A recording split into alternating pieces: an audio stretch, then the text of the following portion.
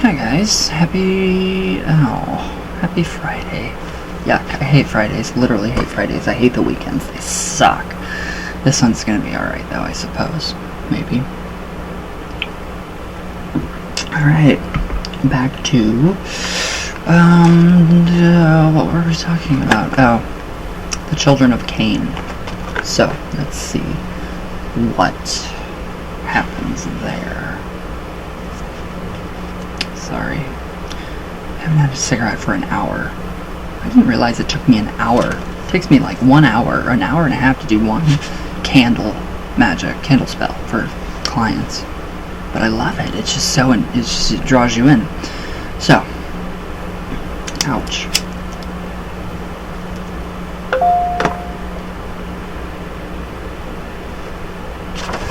Oh, okay. Alright, I don't know what part we're on, but we're getting there. It gets even better and better and better each time. Alright, so, now at the time, one of Cochrane's closest craft associates was the Oxfordshire cunning man, Norman Gills. So, you guys, a lot of traditional witches will know that name, which is neat. So, he was an herbalist, gardener, photographer, and an artist whose work had been exhibited at the Royal Academy of Art.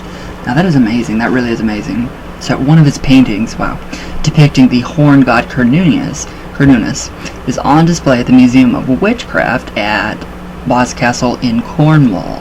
So yeah, we're getting closer to Cornwall.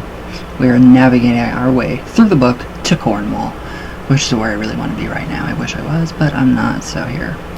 Alright, so when he knew Cochrane in the 1960s, is that Giles? No, Gills. Dang it, I thought it was Giles. I love that name. But yeah, I'm a Buffy fan. Anyways, alright, Gills lived with his aged mother in a 16th century cottage in Abingdon near Oxford. So the cottage had a well-stocked garden that supplied the plants he sold to local people to make a living.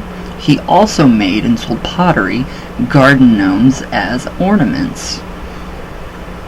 So, I don't know where garden gnomes originated, but that's amazing because I collect garden gnomes as well. I have too many. Anyways, that's not the point. In his later years, Gills moved to Brittany, where he ran a garden center and an herb farm. So inside the cottage, Gills had a magical workroom that overlooked the back garden. So it was an eerie atmosphere and featured a large bookcase and a table on which there was a witch doctor's staff, an ancient sword, a hazel wand for dowsing, a small cauldron, painted candles, bird feathers, a pestle and mortar for grinding herbs for potions, and various stones and fossils used for psychometry, which is really interesting. I can just picture that, and it is just so amazing. I love it. So, the room also contained a bed for teaching his students self-hypnosis and astral projection, and his photographic equipment. I like this. I like where he's going with this, and I keep fading in and out, and I don't know why. Let's see if I can kind of get the... There we go. Maybe that'll help. I don't know. Yeah, kind of. Alright, so he used the latter, his photography equipment, for capturing pictures of fairies in the garden using the modern techniques of photography and olden-day methods of summoning. I love that. I really love that, and it's amazing, and especially when you call them and they come, and it's so awesome. It just feels really cool. They have a really neat energy to them. So Gil said that you could not claim to be a witch unless you could summon spirits. I agree. I totally agree. If you can't summon a spirit, then yeah, you're not really... Yeah, never mind. Anyways. Alright, so Norman Gills claimed to be to have followed what he called the old religion since childhood. Now, as a young man, he had met members of the old craft who were gypsies who worked as shepherds in the Croftsworld area. And in his 20s, joined several underground covens. Wow, people in England, so much better. So much better than the United States. I don't know. I don't live there, so I mean, I guess people over there are saying the same thing about, no, nobody wishes to be here right now.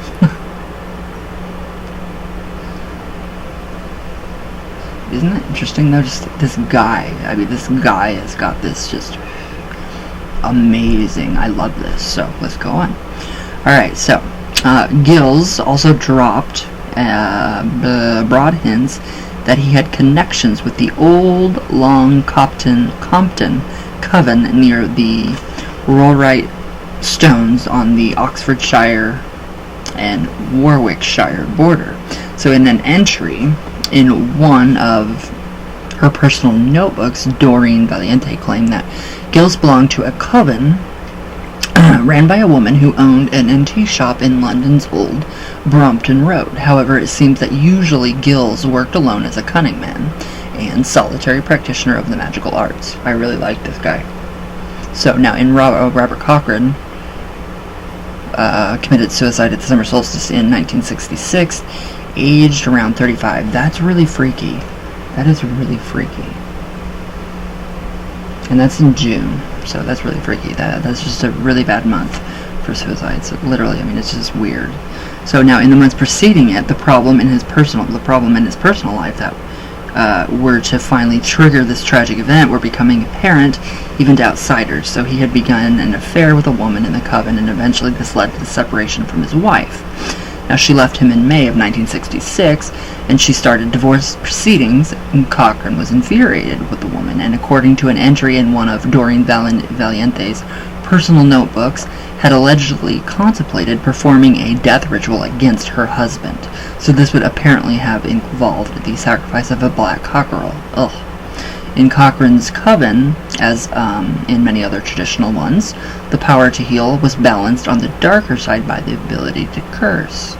So the double faith, the duality of the cunning man or the wise woman, which is evident in Gemma Gary's books, which is amazing.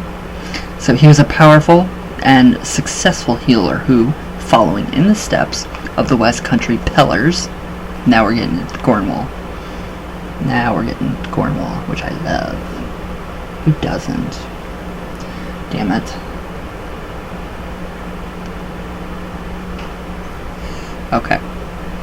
Okay, so, took on the patient's illness and transmuted it through his own body. Ooh, I like that. So that's, an alchemical transformation. So this was dangerous work, and only a person with the status of an adept should ever consider it. However, if the coven decided, instead of transmuting the positive power of good through a healing ritual, a negative force could be transmitted as a curse using hate. It should be emphasized that this was rare and was only done when other mundane methods of dealing with a serious or dangerous situation had been exhausted. So yeah, totally. I mean, I totally agree. So, cursing rituals were carried out at the dark of the moon by the clan, and the witch goddess was invoked to help in her guise as the old hag, Hecate. So it's Hecate. It always has been. Old hag, or as the Greek goddess of witchcraft, the underworld, and the dead, which is Hecate, obviously. There was a great responsibility attached to this act, and, according to Evan John Jones, always a heavy price to pay. There's always a price to pay with magic. Literally. Always. It's never ending. So, there are ways around it, but you always have a price to pay. Say I heal my mom from a cold. I get that cold. So therefore I'm not transmuting that in my body into something positive. I'm taking on that energy. And being an empath, it's 20 times worse. But anyways, where'd I go? Okay. Always a price to pay. Okay, so now in some cases the harmony between the members of the coven was broken and its magical work disrupted for up to a year. In other instances, it was deemed necessary to perform a rite of purification to get rid of the residue of negative influences created by the cursing ritual, which I totally agree. So, now as a result of Robert Cochrane's writing, a wife turning against him because of his affair, Doreen Valiente believed that the magical power left the clan. Interesting. Now, Evan John Jones was on the same opinion. and their fears were confirmed when the coven broke up. Cochrane became increasingly authoritarian in attitude, both towards the Gardnerians and members of his own group. Now, by this time, Valiente had begun to have doubts about his claims of belonging to a family tradition and being a hereditary witch, and she left. So she had also not been happy about the Magister's habit of inviting uninvited guests or uninitiated guests to the clan's rituals, such as Bill Gray and the nephew writer, newspaper writer Justin Glass, or Enid Carroll. As stated earlier, the use of dangerous narcotic plants in its rituals. However, she still stayed in touch with events as they unfolded through mutual friends who supplied her with news of Cochrane's activities. Very interesting. I mean, really interesting. I'm going to leave off there today because it just gets better and better and creepier and stranger. But I like this. I like where this is headed. If I can... Okay. Right, things had been building. I have to remember that. I'm almost out of napkins. So yeah, it's very different. Very, very different. But I like it. I mean, I really, really like what he, the Gills guy. So, things had... Sorry, guys. I have to write all this down or I will forget. Alright, there we go.